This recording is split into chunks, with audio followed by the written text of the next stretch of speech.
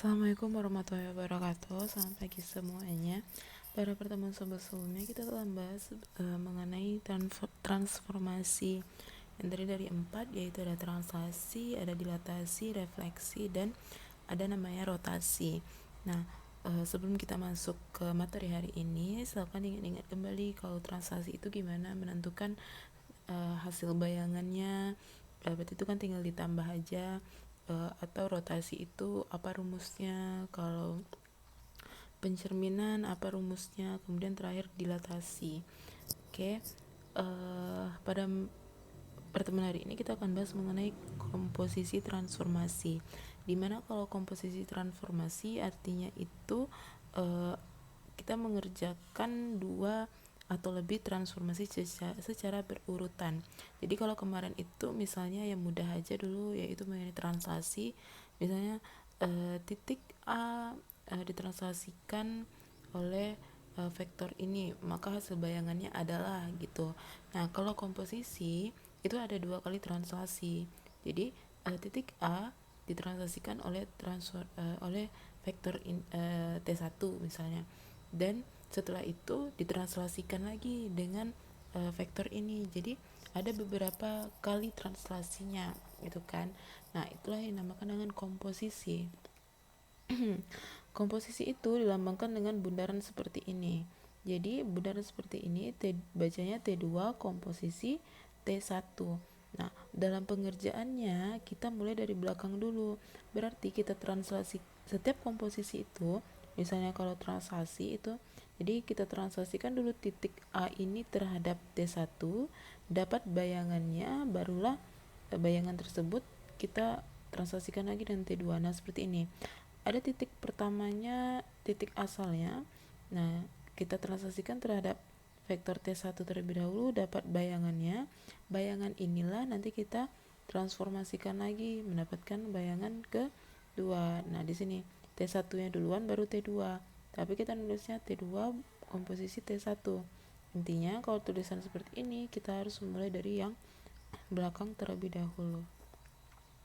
Oke, kita langsung masuk mengenai komposisi 2 translasi yang berurutan. Langsung ke contoh soal. Oke, misalnya ini. Diketahui translasi T1 itu 32, translasi T2 itu min 12, dan titik A 2 min 1. Jadi titik asalnya itu 2 min 1. Nah, sekarang kita langsung ke poin B sama C aja. Yang ditanya itu T2 komposisi T1, dan ini titik A, 2 min 1 ini titik A tadi kan. Nah, T2 komposisi T1. Nah, kalau seperti ini kita berarti mengerjakan dulu yang mulai dari T1-nya. Jadi titik ini kita translasikan terhadap T1 tadi. Jadi Ibu bisa buat di sini 2 min 1. Kita translasikan T1-nya berapa? T1 kita 3, 2. Nah, kita mulai dari T1 ya, dari belakang. Oke. Nah, jadi hasilnya kalau translasi gimana? Tinggal ditambah 2 tambah 3 itu 5, min 1 tambah 2 itu 1. Berarti hasil bayangan yang pertama 5, 1. Nah, barulah kita translasikan bayangan ini terhadap T2. Terhadap T2, T2 kita berapa? T2 kita min 1, 2. Min 1, 2. Jadi hasil bayangannya 5 tambah min 1 itu 4. 1 ditambah 2 itu 3. Jadi bayangannya 4, 3. Nah, gimana dengan yang C ini? T1 komposisi T2. Berarti kita mulai dari T2 nya dulu, kita translasikan dengan T2 dulu. Jadi titiknya 2 min 1. Nah, karena di belakangnya adalah T2, berarti kita mulai dari T2, yaitu min 1, 2. Oke, hasil bayangannya 2 tambah min 1 itu 1. Min 1 tambah 2 itu 1. Oke, barulah selanjutnya itu T1. T1 kita berapa nih di soal 32 ya? 32. Oke. 1 tambah 3 4, 1 tambah 2 itu 3. Oke. Nah, intinya kamu harus ingat cara mencari translasi itu gimana. Kalau udah tahu caranya, nah kita mulailah dari yang belakang terlebih dahulu. Kalau udah dapat bayangan baru kita mulai ke yang depan.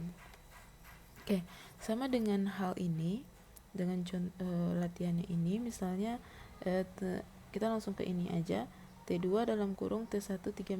Nah, walaupun ini nggak ada bundarannya, ini berarti kalau seperti ini soalnya, berarti kita kerjakan dulu yang dalam kurung kan.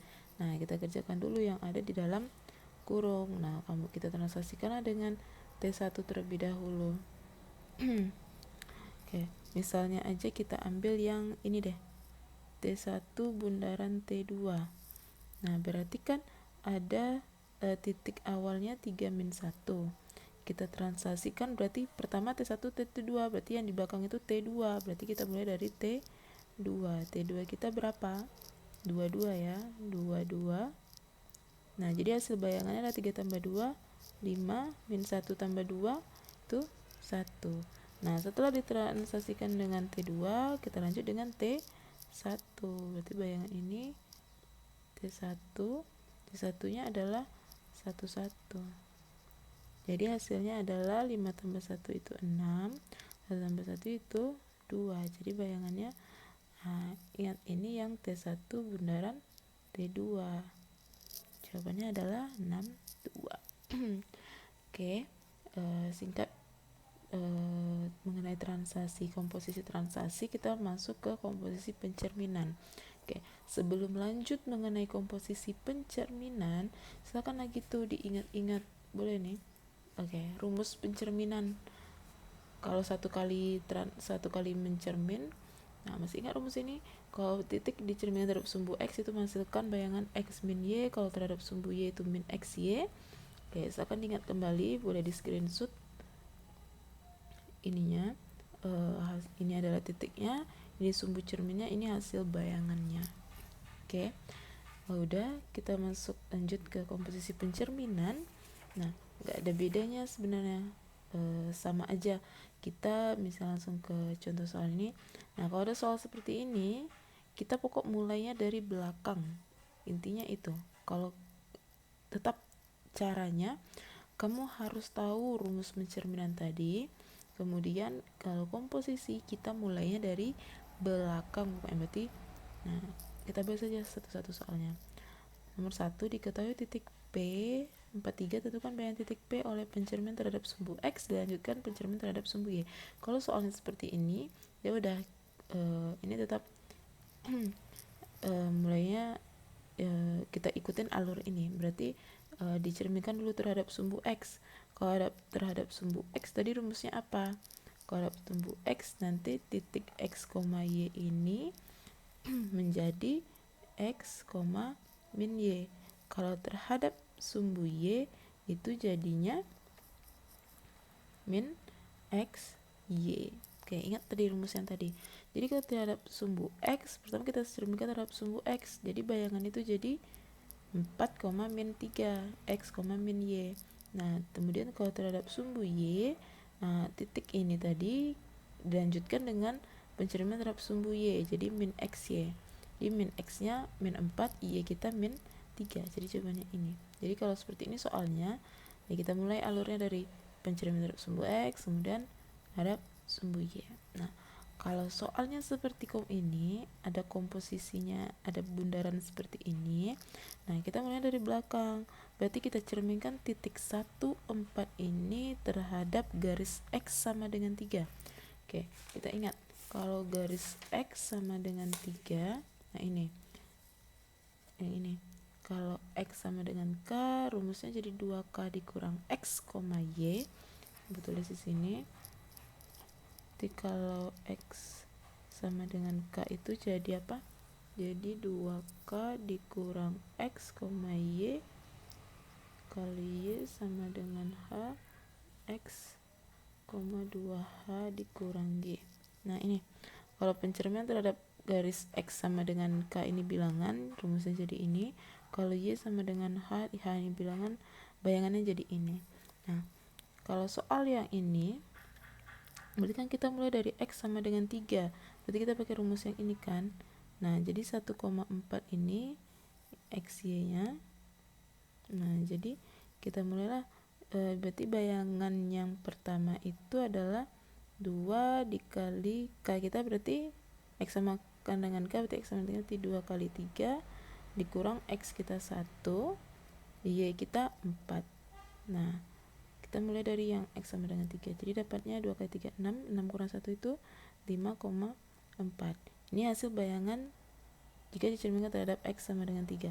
Setelah dapat bayangan ini, ya, kita cerminkanlah terhadap Y sama dengan 6. Lalu kita masukkan sini, berarti X, Y kita sekarang yang ini. Dah, ya udah, berarti masukkan ke rumusnya lagi. Berarti rumusnya X, X kita 5, 2 kali H, Y sama dengan H, berarti Y kita 6, H kita 6 maksudnya, dikurang Y kita yang baru ini adalah 4. Maka jawabannya adalah 5,2 kali 6, 12, 12 kurang 4, 8. Diingat aja rumus pencerminan itu apa. Setelah tahu rumus pencerminan, ya udah kita mulai dari belakang dulu, dapat bayangannya kita cerminkan lagi dengan yang selanjutnya. Oke, sebenarnya konsep komposisi ini nggak susah. Intinya kamu harus tahu aja rumus translasi apa, pencerminan apa untuk yang udah kita pelajari pada pertemuan sebelumnya. Kalau udah tahu itu pasti bisa untuk komposisi, ya tinggal mengikuti alurnya aja. Pokoknya kalau ada bundarannya kita mulai dari belakang, tapi kalau ada tulisan seperti ini kita ikuti alur ini. Oke, terima kasih. Jika ada pertanyaan, silakan bertanya. Terima kasih, selamat pagi.